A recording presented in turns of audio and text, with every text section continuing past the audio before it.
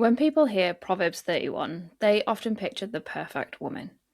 A woman doing everything flawlessly. A spotless home, perfect routines, someone who's never overwhelmed or never gets tired, someone who's always doing, giving, and serving others, building a business empire, making all of the money to support others. But when I actually read Proverbs 31, that's not really what I saw at all. I see a woman who watches over her household. So, how does that relate to us in fostering? I think it lands deeply with everything that you're trying to hold. Because fostering isn't just about opening your home, it's about carrying a household. You carry the emotional atmosphere, the routines, the finances, the pressure, the appointments, the people, and even the peace. And sometimes that responsibility can feel really heavy.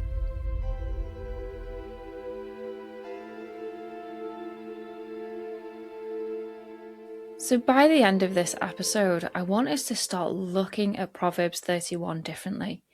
Not through pressure, not through perfection, but through a new lens, through stewardship and an open heart, not becoming weak, but being open to a new strength. Because I think many foster carers are trying to simply survive their households, when scripture actually calls us to watch over our homes wisely. So, what does watch over our homes even mean? It's not about just staring at the house and everyone inside it. But when we look at Proverbs 31:27, it says she watches over the affairs of her household and does not eat the bread of idleness. And I think for years, this verse has been something that's been taught through performance. And although this woman never rested, she never struggled, she never needed support. But when you actually slow down that verse, it actually paints a picture of awareness. She watches over. She notices, she pays attention to what's going on, and she leads intentionally. And I think when we can pull that into fostering, it really matters because homes don't just stay peaceful accidentally. They really require us, our stewardship. And one thing I've noticed is that foster carers often carry invisible responsibility, and it's more than people actually realize. So you're not just thinking about today, we're left thinking about behaviors, meetings, education, contact, finances, and the emotional well-being of your home. And after a while, you can become so used to simply surviving that you stop truly watching over yourself, your home, and your peace. You find yourselves just constantly responding, but you're rarely pausing long enough to just ask yourself, what is happening inside this home right now? And this is important to say. Watching over your household doesn't mean controlling everything and everyone inside it. It doesn't mean perfection. It does mean paying attention with wisdom. Let's face it, some of us, we are exhausted. And it's not because we don't care, but because we've been trying to carry everything emotionally without having any form of structure.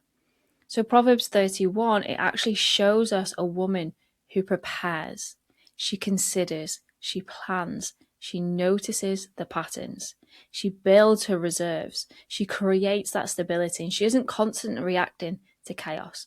She knows what's happening in the now and she prepares for the uncertain. And I think many foster carers, if we're being truly honest here, we've lived in reaction mode for so long that peace can actually start to feel unfamiliar or even something that's not even available to us. At the beginning of my fostering journey, I know that I lived in reaction mode, but now it's different. I live with so much peace and intention. And as I've been doing some Bible study over Proverbs 31, one of the biggest parts that stood out for me, it says, she does not fear the snow for her household. That verse, it actually carries so much wisdom. Because winter is always coming. There is no avoiding it or pretending that it won't happen. It's understanding that difficult seasons, they're going to come. Unexpected costs, they're going to come. Hard behaviors, they're going to come. exhaustion will come. And scripture isn't saying pretend winter won't happen. It's saying prepare wisely so your household remains covered when it does.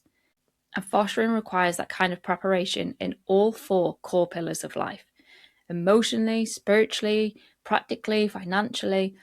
It's required not from fear, but from stewardship. And stewardship comes from deep within a desire for us to do better, not just for us, but to do better for God, for the Lord. And I think one of the most powerful parts of Proverbs 31 is 31:30. It is a woman who is to be praised, and it's not because that she's perfect or by the way that she looks, but she is to be praised because she fears the Lord. Proverbs 31:30, full scripture says, charm is deceptive and beauty is fleeting, but a woman who fears the Lord is to be praised. It's showing us that her life is anchored somewhere deeper, beyond just a clean home or an organized calendar, beyond having her finances in check. But a woman who is deeply anchored in her faith is someone to be praised.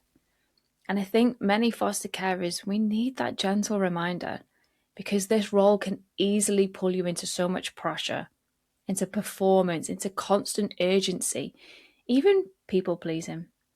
But scripture, it reminds us and it keeps bringing us back to wisdom, to steadiness, to peace, to trusting God while we're stewarding. Proverbs 31:30, a woman who fears the Lord is to be praised.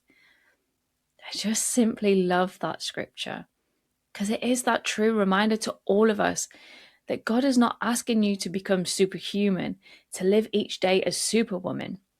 He is simply asking you to build from wisdom. He invites you into a gentler way of watching over your home. And something else that I think we quite often miss is that watching over your household, this includes watching over yourself too. Watching over your emotional capacity, watching over your peace, your health, your spiritual journey with the Lord. Because if the person holding the household together is constantly depleted, eventually the whole atmosphere begins to feel it. And this is why sustainable fostering matters so much. Because burnout is never the goal, yet it's the destination that so many carers reach.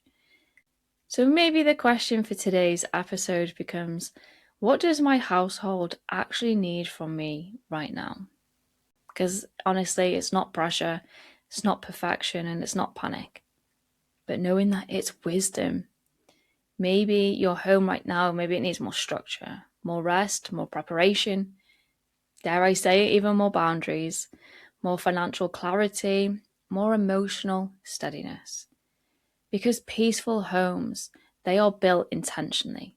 So if you've been feeling stretched lately, emotionally exhausted, or like you're trying to constantly hold everything together, I want to just remind you today that you were never called to carry your household through fear.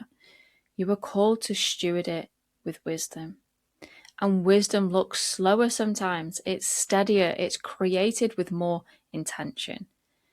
So maybe today you just simply accept the invitation to stop simply trying to survive your house and begin watching over it differently. To watch over your home as a Proverbs 31 woman. And if these are the kinds of conversations that you've been needing lately, conversations around your faith, fostering, stewardship, and building sustainable homes, then I'd love to invite you into Fostering Kingdoms community. Inside the community membership, we go deeper into these conversations together with support, reflections, and prayer, and practical conversations around sustaining yourself whilst fostering. You can find all the information in the description below.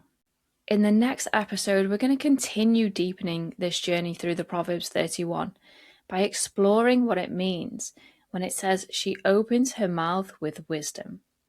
Because I think for many foster carers, we're carrying a huge responsibility while quietly trying to hold peace, your voice, your emotional steadiness, all at the same time.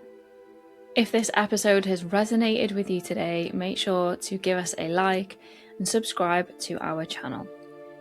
Also, can I just ask you to share this video with a fellow foster carer today who may need this gentle reminder? And if you're not ready to leave yet, don't worry, we can hang out some more, and I'll catch you on the next episode.